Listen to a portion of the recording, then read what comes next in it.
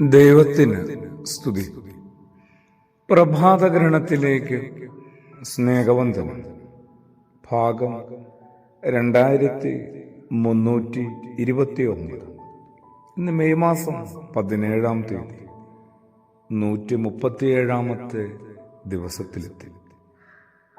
പെന്തക്കോസ്ത് ഞായറാഴ്ചയ്ക്ക് മുമ്പുള്ള ഞായർ ദിനമാണ് ഇന്ന്. സുറിയാനി സഭയെ സംബന്ധിച്ച് കാത്തിരിപ്പിന്റെ ദിനങ്ങളാണ്. പരിശുദ്ധാത്മാവിന്റെ ചൈതന്യത്തിനും ആവാസത്തിനും കൃപയ്ക്കുമായി സഭയമക്കളും പ്രാർത്ഥിച്ച് കാത്തിരിക്കേണ്ട ദിനങ്ങളാണ്.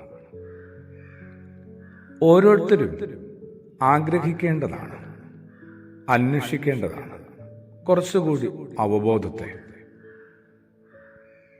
കുറച്ചുകൂടി അറിവിനെ.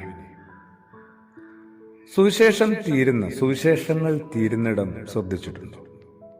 അത് തിബേരിയസ് തീരത്താണ്. വളരെ വലിയൊരു തടാകത്തിന്റെ തീരത്ത് യേശു വന്ന് നിൽപ്പുണ്ട് കരയിൽ. ശിഷ്യന്മാരെ സംബന്ധിച്ച് അവരുടെ രാത്രി മുഴുവൻ നീണ്ട വിഫലമായ അധ്വാനത്തിന്റെ ഒടുക്കം. പതിയെ കരയിൽ വന്നു നിൽക്കുന്ന അപരിചിതനായ മനുഷ്യൻ ഉപദേശിക്കുകയാണ്, അല്ലെങ്കിൽ നിർദ്ദേശിക്കുകയാണ്, പടകിന് വലത്ത് വലയെറിയുക. യേശു അതാണ് അവരോട് പറഞ്ഞത്. നേരത്തെയും അവർ വലയെറിഞ്ഞിട്ടുണ്ട്. കഴിഞ്ഞുപോയ രാത്രി മുഴുവൻ അവർ വല വീശിയത് ഈ വലതും ഇടത്തുമൊക്കെ തന്നെയാണ്. എന്നിട്ടും യേശു ഒരു പുതിയ ഉപദേശമോ ഒരു നിർദ്ദേശമോ അവർക്ക് കൊടുക്കുന്നത് വലത്ത് വലയെറിയാനാണ്. നേരത്തെയും അവർ അത് ചെയ്തിട്ടുണ്ടാവണം, പക്ഷെ അതൊരു ശീലം പോലെയായിരിക്കും. ബോധപൂർവം ഒരു ജാഗ്രതയിൽ വലയെറിയാനാണ് ഉപദേശിക്കുന്നത്. അപ്പോൾ അവരുടെ വല നിറയും, വഞ്ചി നിറയെ മത്സ്യം കിട്ടും. ഞാനും നിങ്ങളുമൊക്കെ ഏർപ്പെട്ടുകൊണ്ടിരിക്കുന്ന കാര്യങ്ങളിൽ നമ്മൾ മികവ് പുലർത്തുന്നുണ്ടാവും, നമ്മളെല്ലാം ചെയ്യുന്നുണ്ടാവും. പക്ഷേ അതൊരു ശീലം പോലെ, അതിങ്ങനെ ഒരു പതിവ് പോലെ മാത്രമായി പോയതുകൊണ്ട് ഹൃദയത്തിൽ അത് ആഴപ്പെടുന്നില്ല.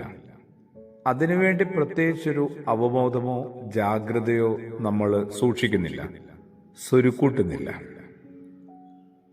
ഞാൻ ഏർപ്പെട്ടുകൊണ്ടിരിക്കുന്ന മുഴുവൻ കാര്യങ്ങൾക്കകത്തും കുറച്ചുകൂടി സ്നേഹവും ബോധവും കൂട്ടിക്കലർത്താൻ പറ്റുമോ?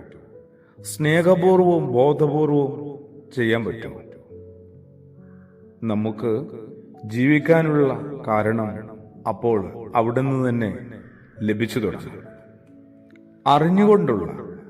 തിരിച്ചറിഞ്ഞുകൊണ്ടുള്ള അധ്വാനം എന്തൊരു വലിയ ആത്മീയ സാധനയെന്നറിയാമോ? അപ്പോൾ നമ്മളുടെ ജീവന്റെ വലയിൽ ആനന്ദത്തിന്റെ വെള്ളിമീനുകൾ തുള്ളിക്കളിക്കും.